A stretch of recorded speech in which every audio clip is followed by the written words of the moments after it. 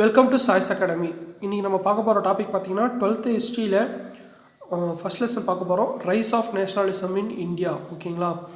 So இதில் பார்த்தீங்கன்னா first எதனால் இந்த நேஷ்னலிசம் அப்படின்ற ஒரு விஷயம் இந்தியாவில் ரைஸ் ஆச்சுன்னு பார்த்தீங்கன்னா, இங்கே நம்மளோட ரா மெட்டீரியல்ஸ், அதாவது இங்கே இருக்கிற நிறைய நேச்சுரல் ரிசோர்ஸஸை அவங்க வந்து எக்ஸ்ப்ளாய்ட் பண்ண ஸ்டார்ட் பண்ணிட்டாங்க. ஓகேங்களா? இங்கேருந்து அவங்க ரா மெட்டீரியல்ஸ் எடுத்துகிட்டு போயிட்டு பிரிட்டிஷில் அவங்களோட இண்டஸ்ட்ரியல்ஸ் மூலயமா அவங்களோட கண்ட்ரி வந்து ரொம்பவே டெவலப்டு கண்ட்ரிஸ் ஆச்சு. பட் நம்மளது வந்து ரொம்பவே மோசமான நிலைமைக்கு போயிடுச்சுங்க. ஓகேங்களா? ஸோ இதை எதிர்த்து தான் நம்ம இந்தியன் பீப்புள்ஸ் எல்லாருமே நேஷ்னலிசம் அப்படின்ற ஒரு விஷயத்தை வந்து கொண்டு வந்தாங்க. அது மட்டும் இல்லாமல் இந்தியாவில் வெஸ்டர்ன் எஜுகேஷன் அப்படின்ற ஒரு சிஸ்டத்தையும் இன்ட்ரடியூஸ் பண்ணாங்க.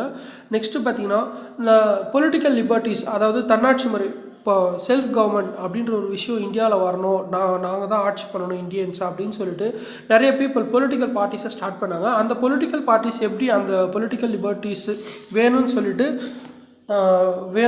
அவங்க ரெக்வஸ்ட் பண்ணாங்கன்னா த்ரூ ப்ரேயர்ஸ் அண்ட் பெட்டிஷன்ஸ். ஓகேங்களா? ஸோ லெட்டர்ஸ்லாம் அனுப்புவாங்க பார்த்தீங்களா, அதை தான் வந்து ப்ரேயர்ஸ் அண்ட் பெட்டிஷன்ஸ்னு சொல்கிறாங்க. ஓகேங்களா? அது மட்டும் இல்லாமல் 1915 சவுத் ஆஃப்ரிக்காவிலேருந்து காந்தி வராரு. ஓகேங்களா? காந்தி வந்துட்டதுக்கப்புறமா அவர் வந்து லீடர்ஷிப் ஏற்று 1919 இந்தியன் நேஷ்னலிஸ்ட் மூமெண்ட்ஸ்லாம் ரொம்பவே அதிகமாக ஸ்டார்ட் ஆகிடுச்சு. ஓகேங்களா?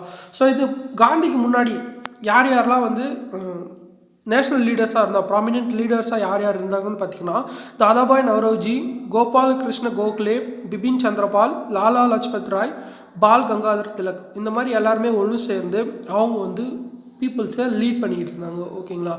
ஸோ நேஷ்னலிசம் அப்படின்ற ஒரு விஷயம் என்னன்னு பார்த்தீங்கன்னா, loyalty and devotion to a nation. ஓகேங்களா?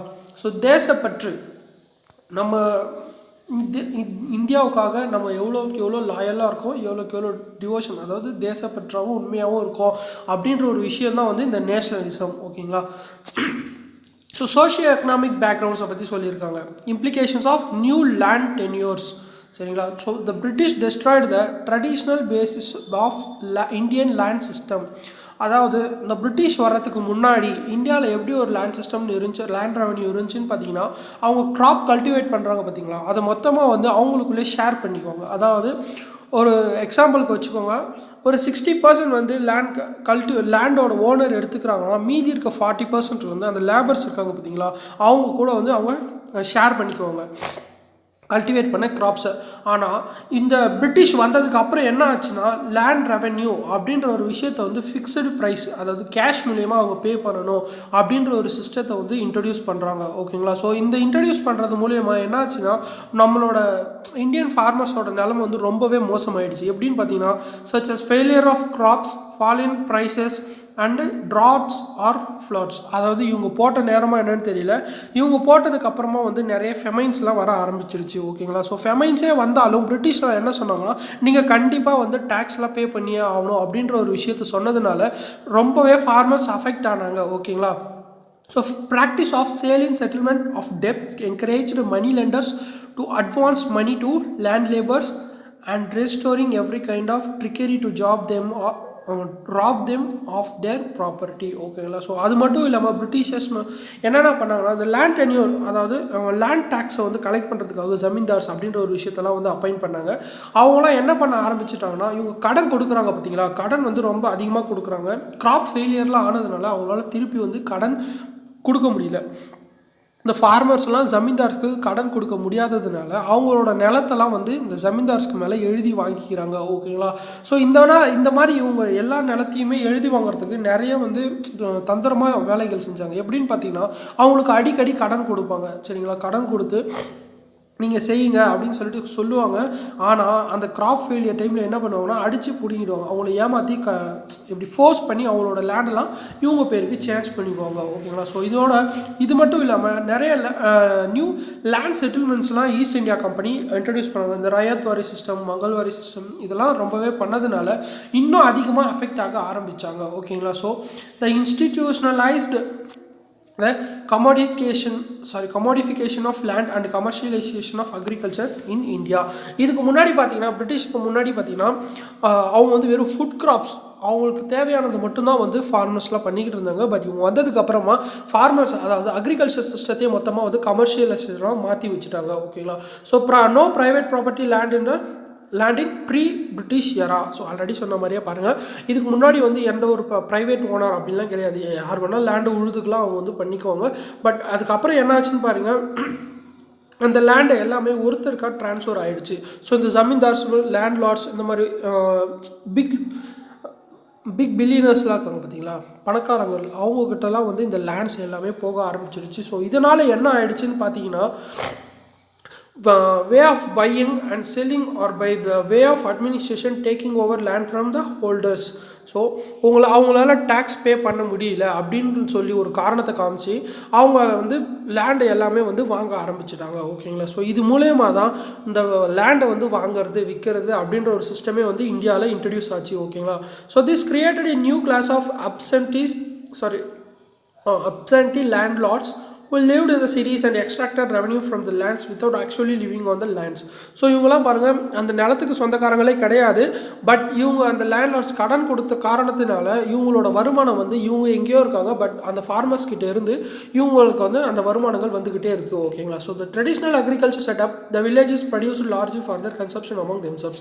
Agriculture produces was predominantly for the market. So Britishers வர்றதுக்கு முன்னாடி அவங்களோட ஓன் கன்சம்ஷனுக்கு மட்டுமே தான் அவங்க கல்டிவேட் பண்ணிக்கிட்டு இருந்தாங்க. பிரிட்டிஷர்ஸ் வந்ததுக்கப்புறமா என்ன ஆயிடுச்சுன்னா, அக்ரிகல்ச்சர் மொத்தமாக வந்து மார்க்கெட்டுக்காக மட்டுமே அவங்க வந்து கல்டிவேட் பண்ணுற மாதிரி ஆயிடுச்சு. ஓகேங்களா. So commercialisation of agriculture did not improve the lifes and conditions of the peasants. So ஒரு சில ஃபார்மர்ஸ் என்ன நினச்சாங்கன்னா, ஸோ இந்த மாதிரி கமர்ஷியல் எப்படி சொல்கிறேன், இண்டிகோ எக்ஸாம்பிளுக்கு இண்டிகோலாம் நம்ம கல்டிவேட் பண்ணால் கண்டிப்பாக நம்மளோட லைஃப் சேஞ்ச் ஆகும் அப்படின்னு சொல்லிட்டு நிறைய ஃபார்மர்ஸ் ஸ்டார்ட் பண்ணாங்க. பட் அது வந்து அவங்களுக்கு ரொம்பவே அஃபெக்ட் ஆகும்ட்டு அவங்களுக்கு தெரியலை. ஓகேங்களா. ஸோ அதனால் என்னாச்சுன்னா அவங்களோட லைஃப்ஸ் அண்ட் கண்டிஷன்ஸ்லாம் இம்ப்ரூவ் ஆகவே இல்லைன்னு சொல்லிட்டு சொல்கிறாங்க. ஓகேங்களா. ஸோ லேசி ஃபேர் பாலிசி அப்படின்னா ஃப்ரீ ட்ரேட் பாலிசி. ஓகேங்களா. ஸோ பிரிட்டிஷ் கவர்மெண்ட் வந்து இந்தியா கூட ஃப்ரீ ட்ரேட் பாலிசி அப்படின்ற ஒரு விஷயத்தை தான் வந்து ஃபாலோ பண்ணாங்க. Wake of industrial revolution in England resulted in the deindustrialization of India.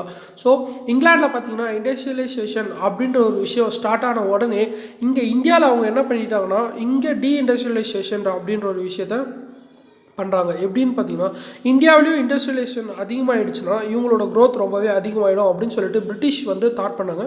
அவங்க அதனால் இந்தியாவில் டீஇண்டஸ்ட்ரியலைசேஷன், அதாவது இண்டஸ்ட்ரியலைசேஷனை வளர விடலை. எப்படின்னு பார்த்தீங்கன்னா, raw materials like cotton, jute, skills from இந்த மாதிரி விஷயங்கள், காட்டன், ஜூட், சில்க்ஸ் அதை வந்து இந்தியாவிலேருந்து பிரிட்டிஷ்க்கு எடுத்துகிட்டு போயிடுறாங்க. ஓகேங்களா. ரா மெட்டீரியலாக எடுத்துகிட்டு போயிட்டு அங்கே இண்டஸ்ட்ரியலில் ஃபினிஷ்டு குட்ஸாக எடுத்துகிட்டு வராங்க. திரும்பி இந்தியன் மார்க்கெட்டில் வந்து அதை வந்து ரொம்ப அதிகமான விலையில் வந்து விற்கிறாங்க. ஓகேங்களா. ஸோ இது மூலயமா இங்கிலாந்து வந்து ரொம்பவே ப்ராஃபிட் ஆகிடுது. சரிங்களா. எப்படி இந்த ஃபினிஷ்டு குட்ஸ் ரொம்ப சீக்கிரமாக வருதுன்னு பார்த்தீங்கன்னா, பிரிட்டிஷில் பார்த்தீங்கன்னா அவங்க இண்டஸ்ட்ரியலைஸ்டு ஆகிட்டாங்க. சரிங்களா. ஸோ அவங்களோட மெக்கனைஸ்டு ஒர்க்ஸ் வந்து ரொம்பவே சீக்கிரமாக வேலை செய்யும். எக்ஸாம்பிளுக்கு பார்த்தீங்கன்னா, இப்போ இந்தியாவில் ஒரு நாளைக்கு எவ்வளோ இவங்க ப்ரொடக்ஷன் பண்ணுறாங்க, அதாவது காட்டன் எடுத்துக்கோங்க, அந்த காட்டனை யானாக மாற்றி அதை வந்து சில்காக மாற்றி அதில் வந்து அவங்க துணி நெய்யணும். ஓகேங்களா. ஸோ இதனால் ஒரு 2-3 நாள் ஒர்க் ஆகும். அது அந்த 2-3 நாளில் இவங்க ஒரு 10 துணி நெய்யிறாங்கன்னு வச்சுக்கோங்களேன். ஆனால் அங்கே இங்கிலாந்துலன்னு பார்த்தீங்கன்னா இந்த 3 நாளில் அவங்க கிட்டத்தட்ட 100லேருந்து 150க்கு மேலே ரெடி பண்ணிடுறாங்க. ஓகேங்களா. ஸோ இதனால் என்ன ஆச்சுன்னா அவங்களோட ப்ரொடக்ஷன் லெவல் ரொம்ப அதிகமாகிடுச்சு. அந்த ப்ரொடக்ஷன் லெவல்னால அங்கே இருக்கிற நிறைய கூட்ஸை வந்து இந்தியன் மார்க்கெட்டில் வந்து இறக்கிடுறாங்க. இந்தியன் மார்க்கெட் மட்டும் இல்லாமல் அவங்களோட காலனியல் கண்ட்ரீஸ், அதாவது ஆஃப்ரிக்காஸ், அவங்க எங்கெங்கெல்லாம் போயிட்டு ஆதிக்கம் செலுத்திக்கிட்டு இருந்தாங்களோ அந்த கண்ட்ரீஸில் எல்லாத்துலேயுமே அவங்களோட ப்ரொடக்ஷன் ப்ராடக்ட்ஸை எல்லாத்தையும் எடுத்துகிட்டு போயிட்டு விற்க ஸ்டார்ட் பண்ணிவிட்டு அங்கேருந்து நிறையா ஏர்னிங் பண்ணுறாங்க. ஓகேங்களா. ஸோ இங்கேருந்து அவங்க எடுத்துகிட்டு போகிற வேல்யூ, ரா மெட்டீரியல்ஸை வந்து ரொம்ப சீப்பாக தான் எடுத்துகிட்டு போகிறாங்க. பட் இங்கே வந்து விற்கிறப்போ ரொம்ப அதிகமான ப்ரைஸில் விற்கிறாங்க. இது மூலயமா ரொம்பவே ப்ராஃபிட் கிடைக்கிது அவங்களுக்கு. அதோட இந்தியன் எப்படி சொல்கிறது, ஹேண்ட்லூம்லாம் இருக்குது பார்த்தீங்களா, அந்த கைத்தறி நெசவாளர்கள் அவங்களாம் இருக்காங்க பார்த்தீங்களா, அவங்களோட ப்ரைஸஸ்லாம் வந்து ரொம்பவே சீப் ஆகிடுச்சு. எப்படின்னா அவங்க இந்தியன் பீப்புள் நிறைய பேர் என்ன ஆகிடுச்சுன்னா, பிரிட்டிஷ்லேருந்து வருது, குவாலிட்டியாக இருக்கும் அப்படின்னு சொல்லிட்டு நிறைய பேர் ஃபாரின் குட்ஸை வாங்க ஸ்டார்ட் பண்ணிட்டாங்க. நம்ம இந்தியாவில் ப்ரொடக்ஷன் பண்ணது அதோட வேல்யூ வந்து ரொம்பவே குறைஞ்சி போச்சு. இதனால் என்ன ஆச்சுன்னு பார்த்தீங்கன்னா, இந்த ஆர்டிஷன்ஸ், அதாவது ஹேண்டிகிராஃப்ட்ஸ், ஹேண்ட்லூம் ப்ராடக்ட்ஸ் அதெல்லாம் வந்து ரொம்பவே டேமேஜ் ஆகிடுச்சுங்க. ஆனால் பிரிட்டிஷ் வரதுக்கு முன்னாடி பார்த்தீங்கன்னா நம்ம இந்தியன் ஹேண்டிகிராஃப்ட்ஸ் அண்ட் ஹேண்ட்லூம் ப்ராடக்ட்ஸ்க்கு ரொம்பவே ஒரு குட் வேர்ல்டு மார்க்கெட் இருந்துச்சுங்க. இவங்க வந்ததுக்கு அப்புறமா அதோட மொத்த மார்க்கெட்டும் வந்து லாஸ் ஆகிடுச்சு.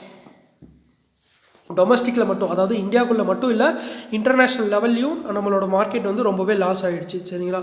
ஸோ அதுக்கப்புறம் என்ன ஆகிடுச்சுன்னா, பிரிட்டிஷில் வந்து ரொம்ப அதிகமாக வந்து இம்போர்ட் பண்ண ஆரம்பிச்சிட்டோம். Cotton dresses, carpenters, blacksmiths, shoemakers, அவங்க எல்லாருமே வந்து எம்ப்ளாய்மெண்ட் அதிகமாகிடுச்சு. ஓகேங்களா?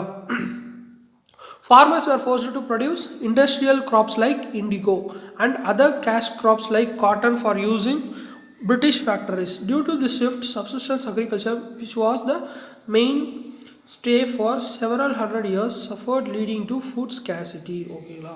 ஸோ ஃபாரின்லேருந்து வந்து அவங்க என்ன சொல்கிறாங்கன்னா, நீங்கள் இண்டிகோ தான் க்ரோ பண்ணணும் அப்படின்னு சொல்லிட்டு இண்டிகோ, காட்டன்ஸ் இந்த மாதிரி விஷயங்கள், அதாவது கமர்ஷியல் கிராப்ஸை வந்து நீங்கள் க்ரோ பண்ணணும், ஃபுட் கிராப்ஸை நீங்கள் இதுக்கப்புறம் க்ரோ பண்ணக்கூடாது அப்படின்னு சொல்லிட்டு சொல்கிறதுனால அவங்க ஃபோர்ஸ்ஃபுல்லாக இதை வந்து கல்டிவேட் பண்ண ஆரம்பிச்சிடுறாங்க. இதை வந்து ரொம்ப வருஷமாக இவங்க கல்டிவேட் பண்ணதுனால ஃபுட் ப்ரொடக்ஷன், அதாவது ஃபுட் கிராப்ஸ் வந்து அதோட லெவல் வந்து கம்மியாயிடுச்சு. இது மூலயமா என்ன ஆயிடுச்சுன்னா, அங்கே வந்து ஃபுட் ஸ்கேர்சிட்டி அதிகமாகுது. அதனால நிறைய மக்கள் ரொம்பவே சஃபர் ஆகுறாங்க. ஓகேங்களா? ஸோ அதனால் என்ன ஆச்சுன்னா, 1859 1860 இந்த இண்டிகோ ரிவோல்ட் அப்படின்ற ஒரு விஷயம் இந்த ஃபார்மர்ஸ்குள்ளே வந்துச்சு. Indian tenants were forced to grow indigo by the planters who are mostly Europeans. ஓகேங்களா? ஸோ யூரோப்பியன்ஸ் எல்லாருமே என்ன பண்ணுறாங்கன்னா, இந்த இண்டிகோலேருந்து நிறைய லாபம் வருது, வேர்ல்டு மார்க்கெட்டில் அதிகமான வேல்யூ இருக்குது அப்படின்னு சொல்லிட்டு அங்கேருந்து இங்கே இந்தியாவுக்கு வந்து அவங்க ஒரு லேண்டை வாங்கிட்டு அங்கே இவங்க ஃபார்மர்ஸை வந்து நீங்கள் இண்டிகோ க்ரோ பண்ணணும் அப்படின்னு சொல்லிட்டு அவங்களும் ஃபோர்ஸ்ஃபுல்லாக சொல்கிறாங்க. ஓகேங்களா? ஸோ அது மட்டும் இல்லாமல் நீங்கள் க்ரோ பண்ணுறதுக்கு நாங்கள் என்ன செலவு வேணால் பண்ணுறோம் அப்படின்னு சொல்லிட்டு அவங்க காசு தராங்க. பட் அந்த காசு தர்றது வந்து எப்படி தராங்கன்னா, கடனாக தராங்க. அதுக்கு அவங்க வந்து வட்டி கட்டணும். பார்த்தீங்களா? அந்த வட்டியோட ரேட் வந்து ரொம்ப அதிகமாக இருக்குது. அதனால் என்ன ஆகிடுச்சுன்னா, அவங்களால திருப்பி அந்த வட்டிகளை கடனை அடைக்க முடியாததுனால அவங்க ரொம்ப கண்டினியூஸாக திரும்ப அந்த இண்டிகோவை வந்து க்ரோ பண்ணுற நிலைமைக்கு ஆளாக்கிடுறாங்க. ஓகேங்களா? ஸோ அவங்க மட்டும் இல்லாமல் அவங்களுக்கு அடுத்து வர தலைமுறைகளும் அதையே வந்து ஃபாலோ பண்ணுற மாதிரி அவங்க அந்த அளவுக்கு அவங்கள ஃபார்மர்ஸை வந்து கடனில் ஆக்கிடுறாங்க. யாருன்னு பார்த்தீங்கன்னா, இந்த யூரோப்பியன் பிளான்டர்ஸ். ஓகேங்களா? ஸோ இந்த விஷயங்கள் எல்லாமே வந்து கான்ட்ராக்ட் பேஸில் தாங்க நடந்துச்சு. ஓகேங்களா? நெக்ஸ்ட்டு பார்த்தீங்கன்னா, இந்த விஷயத்துக்காக இவங்க வந்து பீப்புள், அதாவது ஃபார்மர்ஸ் எல்லாருமே வந்து ரிவோல்ட் பண்ண ஆரம்பிச்சிட்டாங்க. ரிவோல்ட் பண்ணி அவங்க நார்தர்ன் பெங்கால்லேருந்து இந்த வித்ட்ரா பண்ணிக்கிறாங்க. அதாவது இண்டிகோ க்ரோ பண்ணுறதை வந்து வித்ட்ரா பண்ணிக்கிறாங்க. நெக்ஸ்ட்டு பார்த்தீங்கன்னா, famines and emigration of Indians to overseas British colonies. அதாவது ஃபெமைன்ஸ் வந்ததுக்கப்புறமா என்ன ஆயிடுச்சுன்னா, நம்ம இந்திய மக்கள் நிறைய பேர் வந்து வெளியூர், அதாவது வெளிநாடுகளுக்கு செல்ல ஆரம்பிச்சிட்டாங்க. ஓகேங்களா? ஸோ மைக்ரேஷன்னா ஒரு இடத்துலேருந்து இன்னொரு இடத்துக்கு இப்போ ட்ராவல் ஆகிறதுங்க. ஓகேங்களா? ஸோ நம்ம இந்த இடத்துலேருந்து இன்னொரு இடத்துக்கு மாறி போகிறோம். பார்த்தீங்களா? இந்த நாடோடிகள்லாம் இருக்காங்க. பார்த்தீங்களா? ஒரு நாள் இங்கே இருப்பாங்க, இன்னொரு நாள் வேறு ஒரு இடத்துல இருப்பாங்க. அதை வந்து மைக்ரேஷன்னு சொல்லுவாங்க. இமிக்ரேஷன் அப்படின்னா பார்த்தீங்கன்னா, வேறு ஒரு நாட்டிலேருந்து நம்ம நாட்டுக்கு வர்றது. அதாவது பங்களாதேஷ்லேருந்து இப்போ அசாமுக்கு அந்த மாதிரிலாம் வராங்க. பார்த்தீங்களா? ஸோ கரண்ட்டில் சிட்டிசன் அமெண்ட்மெண்ட் பில்லுக்காக நிறைய வந்து போராட்டம் நடக்குது. அந்த மாதிரி விஷயங்கள் எதுக்காகன்னு பார்த்தீங்கன்னா, இந்த இமிக்ரேஷனால தான். ஸோ பங்களாதேஷில் இருந்தோ இல்லைனா பக்கத்து கண்ட்ரிஸ், எந்த ஒரு கண்ட்ரீஸில் இருந்தோ நம்ம இந்தியாவுக்குள்ளே வந்துட்டாங்கன்னா அந்த பீப்புள்ஸ் எல்லாம் அந்த மாதிரி விஷயத்தை தான் வந்து இமிக்ரேஷன் சொல்லுவோம். ஸோ எமிக்ரேஷன் அப்படின்னா என்னென்னு பார்த்தீங்கன்னா, நம்ம இந்தியாவிலேருந்து வேறு நாட்டுக்கு போகிறது. ஓகேங்களா? ஸோ நம்ம இந்தியாவிலேருந்து ஸ்ரீலங்காக்கோ இல்லை நம்ம பக்கத்து நாட்டுக்கு எந்த ஒரு நாட்டுக்கும் நம்ம போகிறது தான் வந்து எமிக்ரேஷன். ஓகேங்களா? ஸோ இந்த ஃபெமைன் வந்ததுக்கு அப்புறமா என்ன ஆயிடுச்சுன்னா, நம்ம நிறைய பேர், நம்ம மக்கள், இந்திய மக்கள் வந்து வெளிநாடுகளுக்கு செல்ல ஆரம்பிச்சிட்டாங்க. ஓகேங்களா? ஸோ எப்படின்னு பார்த்துக்கோங்க. எதனால் இந்த ஃபெமைன் ஸ்டார்ட் ஆச்சு? ஃபஸ்ட்டு பார்த்தீங்கன்னா,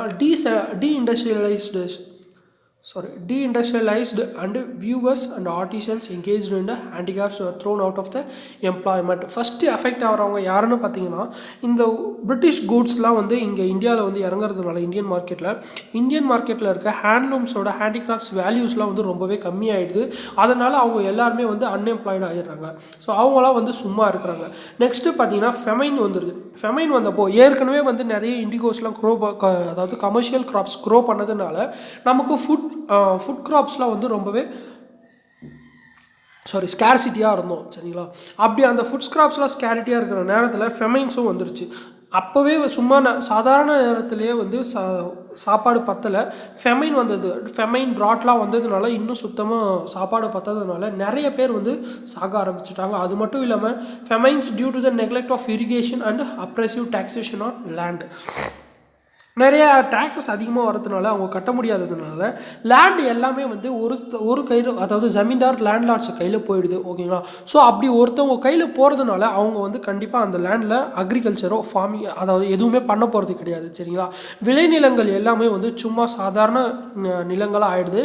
இதனால் வந்து ஃபுட் ப்ரொடக்ஷனும் குறையுது. சரிங்களா. அதாவது ஃபுட் கிராப்ஸ் ப்ரொடக்ஷனும் வந்து குறையுது.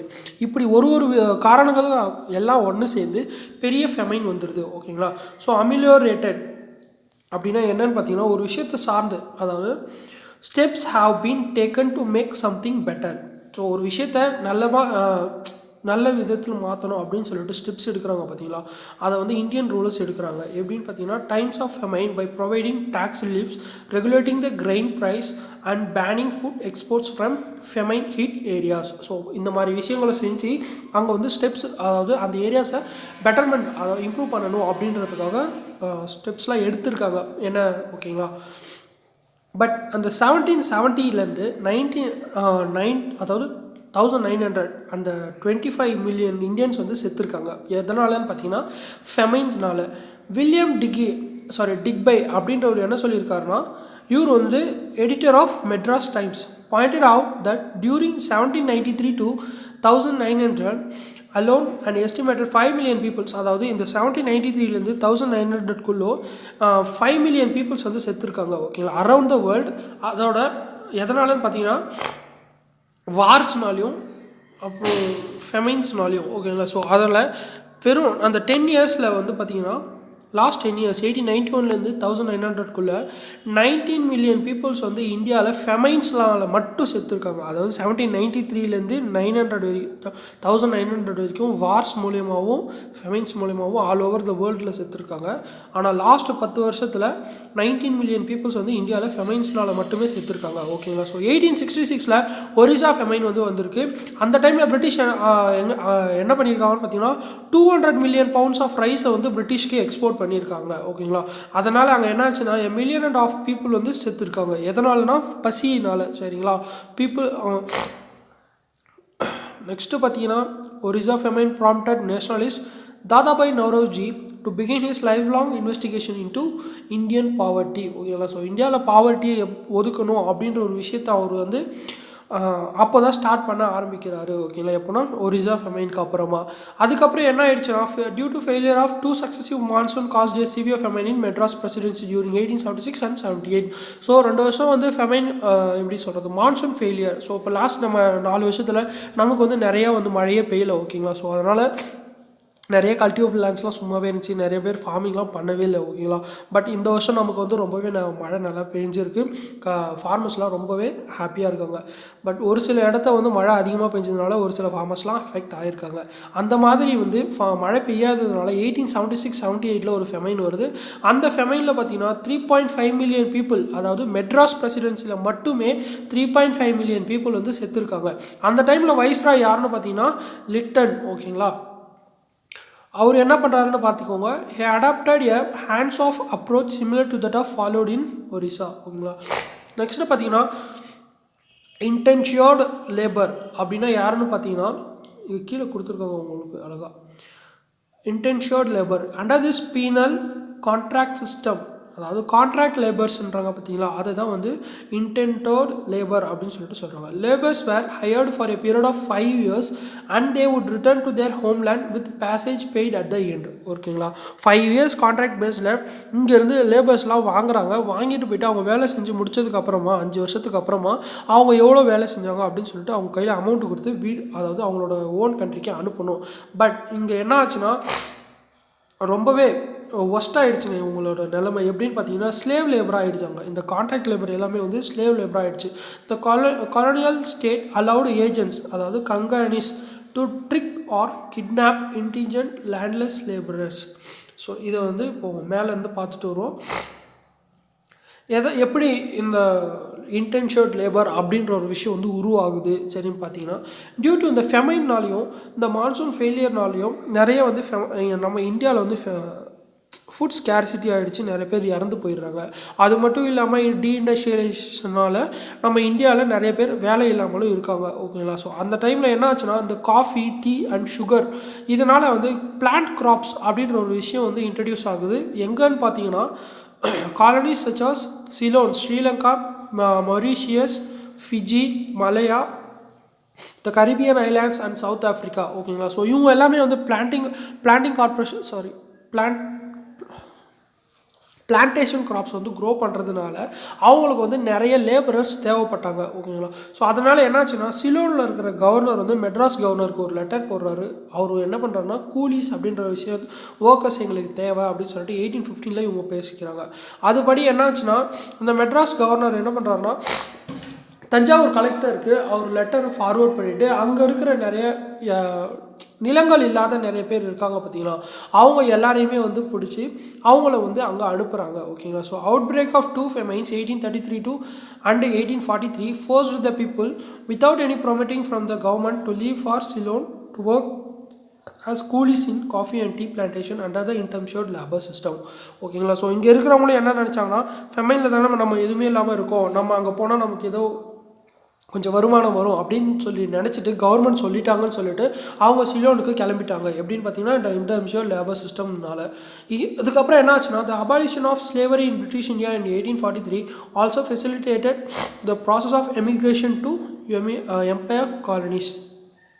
In 1837, the number of immigrant Tamil Nadu laborers employed in Ceylon coffee estate was estimated at 10,000. So பாருங்கள், வருஷத்துக்கு வருஷம் இந்த லேபரஸோட லெவல் வந்து அதிகமாகிட்டே இருக்குது. எதனாலன்னு பார்த்தீங்கன்னா இங்கே அங்கே போயிட்டு அவங்க நிறையா சம்பாதிக்கிறாங்க அப்படின்னு சொல்லிட்டு இங்கே இருக்கிறவங்க வந்து நிறையா அங்கே போக ஆரம்பிச்சிடறாங்க. 1846 பார்த்தீங்கன்னா 80,000 பேர் போயிருக்காங்க. 1855 பாருங்கள் 1,28,000 persons. 1877 ஃபெமைன், திரும்ப ஒரு ஃபெமைன் வரப்போ 3,80,000 வந்து சிலோனில் இருந்திருக்காங்க. ஸோ இவங்கள தான் வந்து ஈழத்தமிழர்கள் அப்படின்னு சொல்லிட்டு ஸ்ரீலங்காவில் இருக்கிறவங்க அவங்கள ஒரு சிலர் வந்து நம்ம இந்தியாவுக்கு வரான்றாங்க. ஓகேங்களா. அவங்களுக்கெல்லாம் தான் இப்போ வந்து குடியுரிமை, அதாவது சிட்டிசன்ஷிப் கொடுக்காம இருக்காங்க.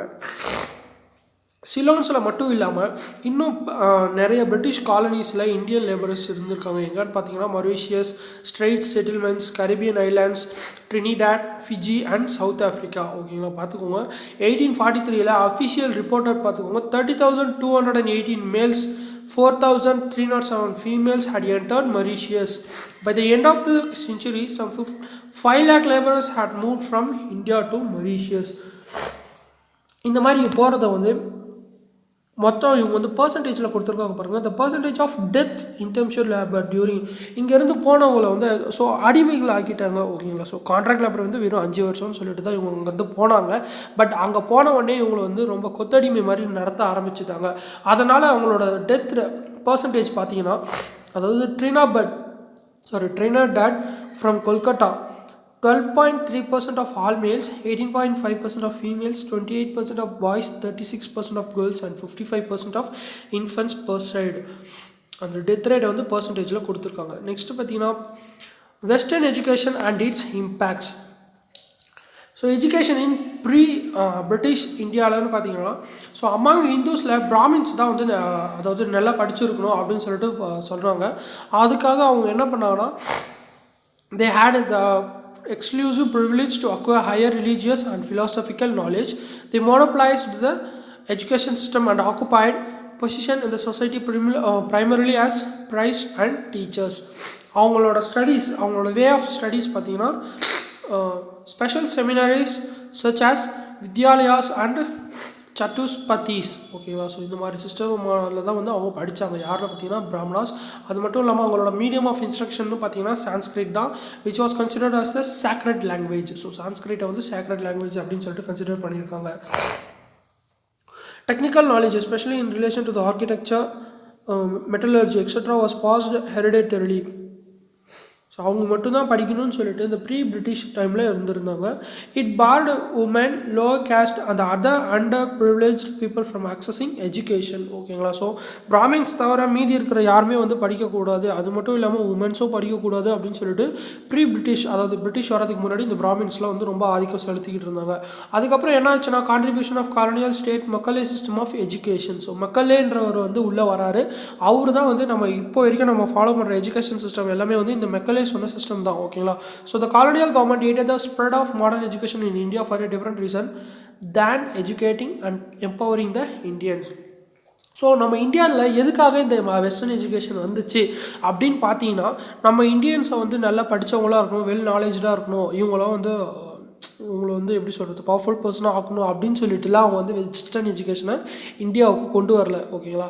ஸோ பிரிட்டிஷ் ரூல் பண்ணாங்க பார்த்தீங்களா, அந்த டைமில் வந்து அவங்களால நிறைய பேரை பிரிட்டிஷ்லேருந்து கொண்டு வர முடியல, எஜுகேட்டட் பீப்புள்ஸை பிரிட்டிஷ்லேருந்து கொண்டு வர முடியல. ஓகேங்களா. ஸோ அவங்க என்ன நினச்சாங்கன்னா, இங்கே இருக்கிற பீப்புளுக்கு கொஞ்சம் எஜுகேஷன் கொடுத்து இவங்களிருந்து நம்ம ரூல் பண்ணுறதுக்காக, அவங்க அட்மினிஸ்ட்ரேஷன் பண்ணுறதுக்காக ஒரு சிலரில் வந்து எடுத்துக்கலாம் அப்படின்னு சொல்கிற ஒரே காரணத்தை வச்சு தான் நம்ம இந்தியாவுக்கு இந்த வெஸ்டர்ன் எஜுகேஷன் சிஸ்டம்ன்றதை வந்து இன்ட்ரடியூஸ் பண்ணுறாங்க. ஓகேங்களா. ஸோ 1835 இங்கிலீஷ் எஜுகேஷன் ஆக்ட் அப்படின்றத பாஸ் பண்ணுறாங்க.